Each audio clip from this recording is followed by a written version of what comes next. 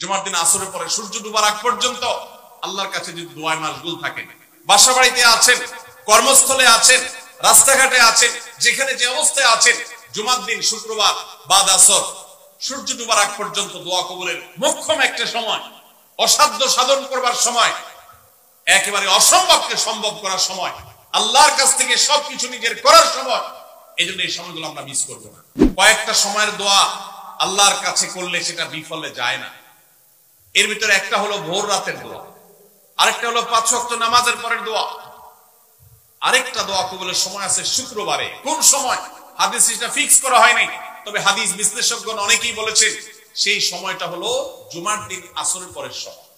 জুমার দিন আসরের পরে সূর্য ডুবার আগ পর্যন্ত আল্লাহর কাছে যদি দোয়ায় মাশগুল থাকেন, বাসা বাড়িতে আছেন, কর্মস্থলে আছেন, রাস্তাঘাটে আছেন, যেখানে যে অবস্থায় আছেন, জুমার দিন শুক্রবার বাদ আসর সূর্য ডুবার আগ পর্যন্ত দোয়া কবুলের মোক্ষম একটা সময়, অসাধ্য সাধন করবার সময়, একেবারে অসম্ভবকে সম্ভব করার সময়, আল্লাহর কাছ থেকে সবকিছু নিজের করার সময়।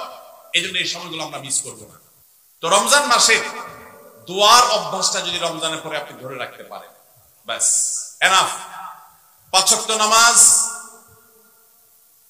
সকল প্রকার হারাম পাপাচার বর্জন, কোরআনে কারীমের তেলাওয়াত অল্প অল্প করে হলেও প্রতিদিন একটা সময় ফিক্স করে যে এই সময় কোরআন তেলাওয়াত ছাড়া কিছু করব না। ঘুম থেকে উঠে প্রথম কাজ হবে ওযু করে আমি কোরআন তেলাওয়াত করব, ফজর নামাজের পরে একটু পড়ব। আর 4 নম্বর হলো দিন এবং রাতের কোন একটা সময় আল্লাহর কাছে দোয়া করার অভ্যাস করব।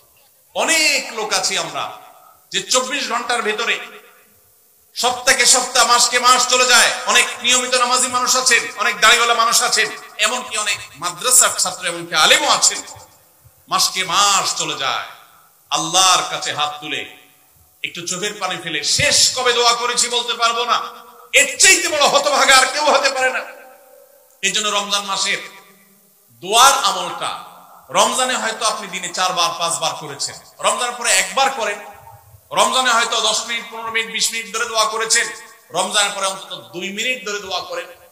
এই 4টা কাজ, 5 ওয়াক্ত নামাজ, সকল পাপাচার বর্জন, কোরআনে কারীমের তিলাওয়াত, আর দিন এবং রাতের কোন একটা সময় আল্লাহর কাছে দোয়ায় মাশগুল হওয়া, এই 4টা কাজ রমজানের, এগুলো যদি আপনি ধরে রাখতে পারেন তো ইনশাআল্লাহ আপনার রমজান সাধনা, আপনার রমজান ইবাদত বন্দেগী আল্লাহর কাছে কবুল হয়েছে। আল্লাহ আপনাকে মুত্তাকি হওয়ার তৌফিক দিয়েছেন, মুত্তাকিদেরটাই আল্লাহ কবুল করেন। অতএব আপনার রমজান ইবাদত এবং সাধনা কবুল হয়েছে, সার্থক হয়েছে, সেই সুধারণা আপনি পোষণ করতে পারেন। সবাই চেষ্টা করবো তো ইনশাআল্লাহ। আল্লাহ আমাদের সবাইকে সেই তৌফিক দান করুন।